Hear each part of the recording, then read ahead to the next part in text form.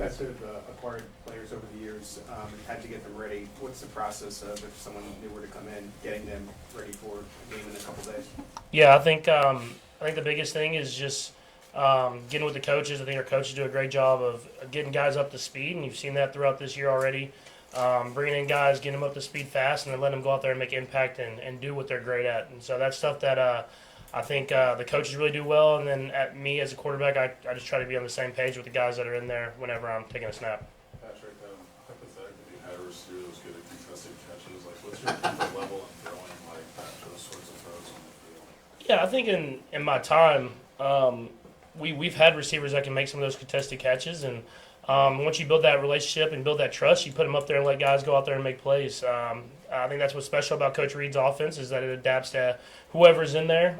He has different ways he can utilize your strengths, and then it's my job to go out there and put guys in chances, give them chances to go out there and make plays. What's your biggest takeaway, Patrick, going through the experience before the past 2 years of bringing in a receiver mid-season?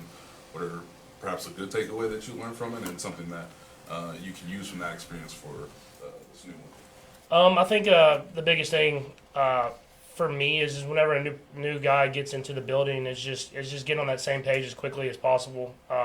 Even with guys like Kareem in the running back position, just being able to talk with him throughout the protection calls, talk with him kind of throughout the plays, making sure he knows what his job is to do, and then letting him go out and execute it. And I've dealt with that throughout my entire career, bringing new guys in. That's part of the NFL. And like I said, I think the coaches do a great job of making sure guys are prepared and so they can go out there and have success.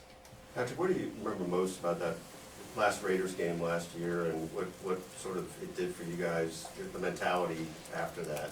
I think more than anything, more than even the play on the field, I think it was just a wake up call for us to know that we're not going to be able to just come to the game and win.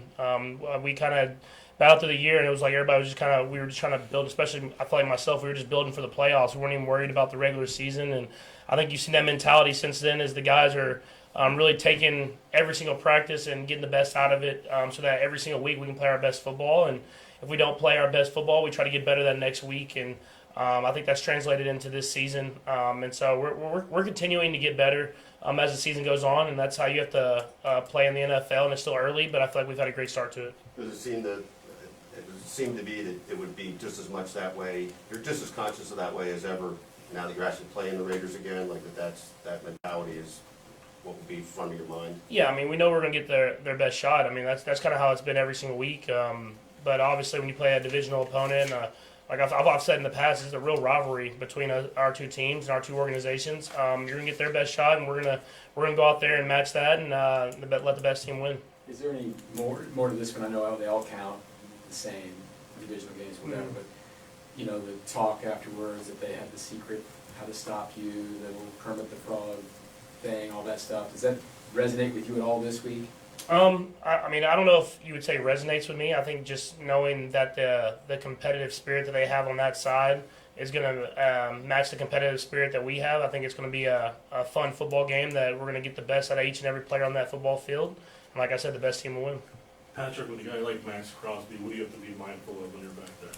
Yeah, I mean, you have to know where he's at on every single snap because he plays extremely hard every single snap, and he's extremely talented. And to have a guy that be that talented and to have that high of a motor, that's special. It takes a lot because you don't always feel great, and you might not be getting. He gets chipped or he gets whatever it is. He doesn't let that bother him. He doesn't let that affect him. He just keeps playing extremely hard every single snap, and so a great challenge for us to go up against him in that defense. And so I think the guys are ready for it. Next point, you guys have jawed back and forth a little bit, you and Max. How would you describe the respect level between you guys, when it is off the field? Yeah, it's a high level of respect. I mean, I respect guys that are going to leave it out there every single snap and do whatever they can to let their team have a chance to win. And that's the type of guys I want in this building. And that's what you see with guys on our team is that guys are going to lay it on the line every single snap to win the football game, and that's what it takes to be great in this league. Because I mean, everybody's good. I mean, everybody's good in this league. It's about who's going to do the extra thing, the extra step, the extra pass rusher, the extra throw, whatever it is, to make sure their team has a better chance to win. And he's one of those guys. When we're on the field, we're going to compete.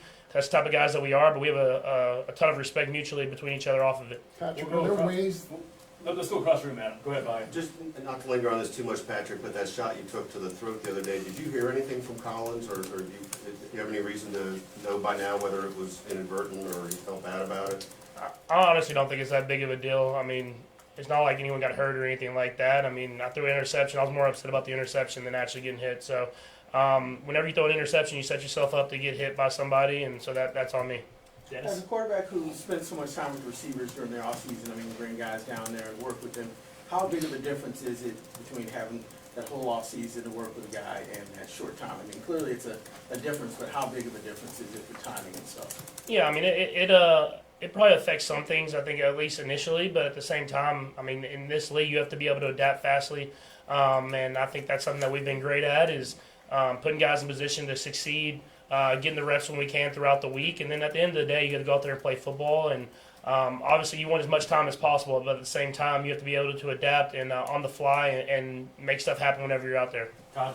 Your long run down the sideline last week, people have kind of gone back and looked at it. They think it was like somewhat controversial. It looked like you were going to go out of bounds. What's that line like to make sure that they don't think you're going out of bounds and following whatever rules are, as far as like the unwritten rules of football?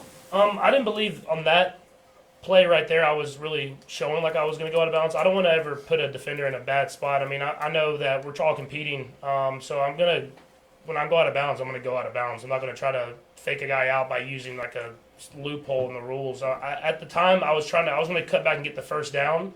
And then once I cut back, I was going to do one of those dives for the first down, but I cut back and realized I had a lane to run. So I went down the sideline, and then, I mean, I literally ran out of bounds on that exact play. So when I go out of bounds, I'm going to go out of bounds. And whenever I'm trying to get a first down, I'll get a first down. But I'm not trying to use a loophole or anything in the rules to try to cheat in any way. Go ahead. Patrick, last Friday night, you guys got to be on hand for a pretty good high school football game. Got to watch Coach Nagy's son lead a game-winning drive. How important is it for professionals such as yourselves to have a presence like that in the community?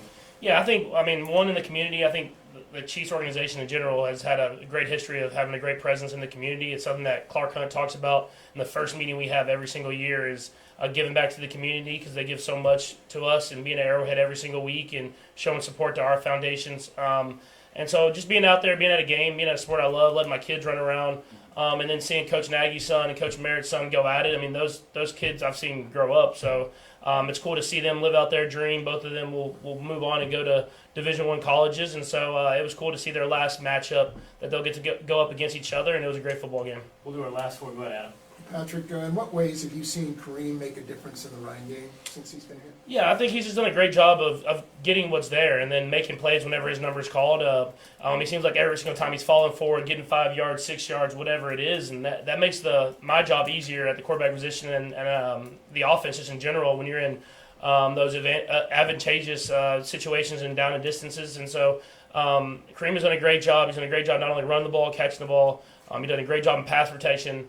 I think as we start getting more and more guys back and healthier, he might not have to have 30 carries or whatever it is, but whenever he gets his opportunity, he's going to go out there and make it count. Harold? Along the lines of the high school question, on behalf of all the Texas affiliates, you've been inducted to the Texas High School Hall of Fame. Just your comments on just your memories of playing at White House and what an honor it is to be with such a great, illustrious history of high school football in Texas. Yeah, I mean, I brag about it all the time. I think Texas high school football is the best in the world, just because the way that you have pride in the area that you're from and how you've grown up. And I played the high school football with the same kids I played Little League baseball with, and that's just how it is in Texas. Is you grow up with that dream, and it's like the movie Friday Night Lights, and you grow up with that dream of winning a state championship.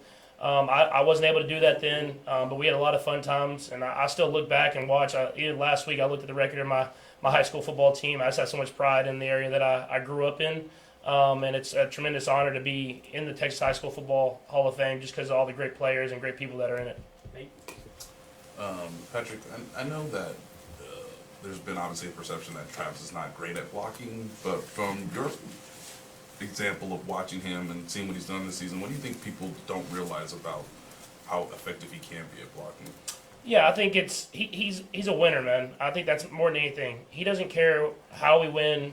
He doesn't care if he's getting catches. He doesn't care what it is. He's going to make an impact on the game, and that's what he's done this year. He's had games where he's caught the ball and made plays in the receiving game. And he's had games where he's made critical blocks to get other guys open. And you need those type of guys on your team. And it's the little things that help you win those games at the end of the day. And he takes it upon himself to do the little things right so that he can go out there and we can have success as a team. And one of the best leaders I've been around just because he'll do it all, and he doesn't have to. And so it shows everybody else that you better pick your game up because the Hall of Famer is out there blocking his tail off harder than anybody. Last one, Matt. Kind of a similar question, but resiliency has been a trademark of the culture around here for a long time. You're a big part of that. But guys come and go. Not everyone has that attitude. Everyone here seems to have it. Where's that championship mentality come from, do you think? Yeah, it's a culture that I was even brought into. Coach Reed built a great culture with guys, a lot of leaders, Derek Johnson, Justin Houston, Alex Smith, these guys that kind of turned this organization into a time where it wasn't winning as much to where it is now, and I was able to join in that, and I kind of followed suit, and I just try to make my own impact with the guys that I have around me. And every single time we get a young guy in, we go to work, we have the extreme hard training camp, whatever it is, and then we come into the season ready to go out there and compete. And so it becomes a family-like atmosphere, and whenever you have a bunch of brothers on the football field, there's nothing you won't do to give everything you have for the guys standing beside you, and that's where you come across wins in this league. Thanks, Patrick. Thank you.